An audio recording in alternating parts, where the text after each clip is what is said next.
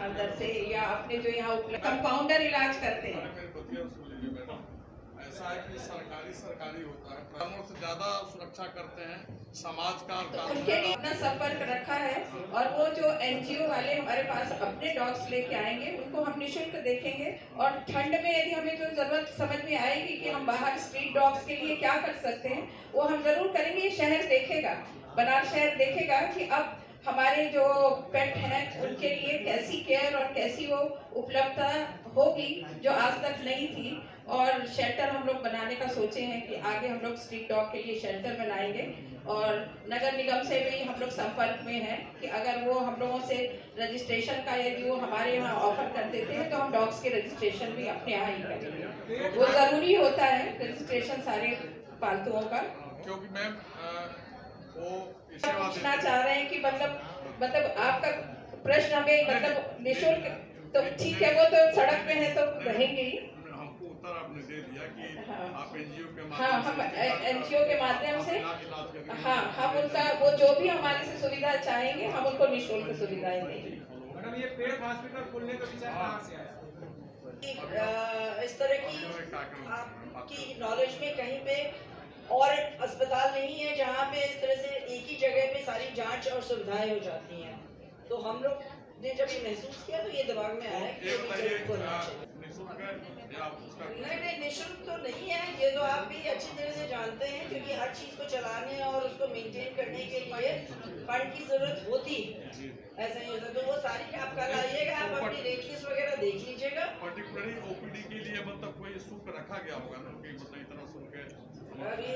इसलिए हम लोग मैं मिसेस प्रियंका राय और हम संस्थापक हैं पेटपाल हॉस्पिटल के।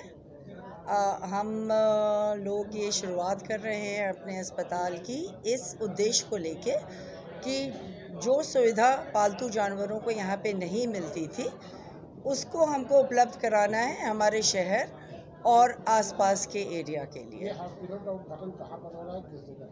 जी, हॉस्पिटल का उद्घाटन सिगरा पे हो रहा है।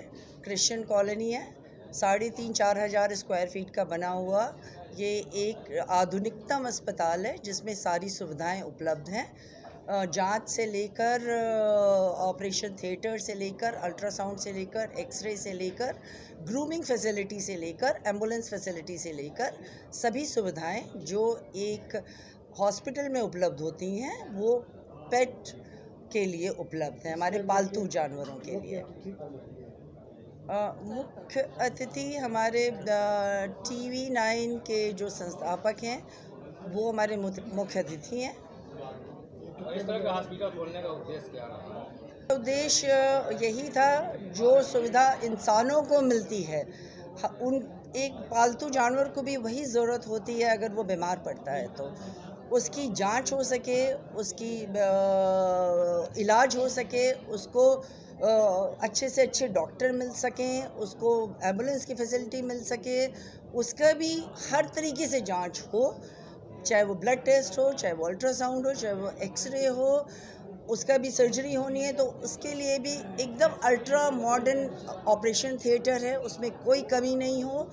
उसे भी इन्फेक्शन ऐसे ही होता है जैसे इंसानों को होता है, तो वो सुविधा प्रदान करने के लिए हम लोग के दिमाग में ये आया विचार कि ये एक पेटपाल हॉस्पिटल यहाँ पे खोला जाए जिसमें पालतू जानवरों को भी वही सुविधा मिले जो हम इंसानों को मिलती है। सरकारी हॉस्पिटल भी खुला हुआ है, बड़ा अस्पताल, जी सारी सुविधाएं हैं। जी, चलिए हर क्षेत्र में देखिए सरकार भी काम करती है और प्राइवेट संस्था भी काम करती है, निःशुल्क है या निःशुल्क है? दोनों की ज़रूरत पड़ती है। जो पालतू कुत्ते हैं, जी देखिए दोनों इट्स अ प्राइवेट हॉस्पिटल, दोनों फैसिलिटी रहेगी। कहीं ऐसा जहाँ पे भी लगेगा जैसे हम लोग अपने इंसानों में निःशुल्क सुविधा प्रदान करते हैं, उनको निःशुल्क दवा देते हैं, वैसे ही हम अपने पालतू जानवरों को भी देंगे।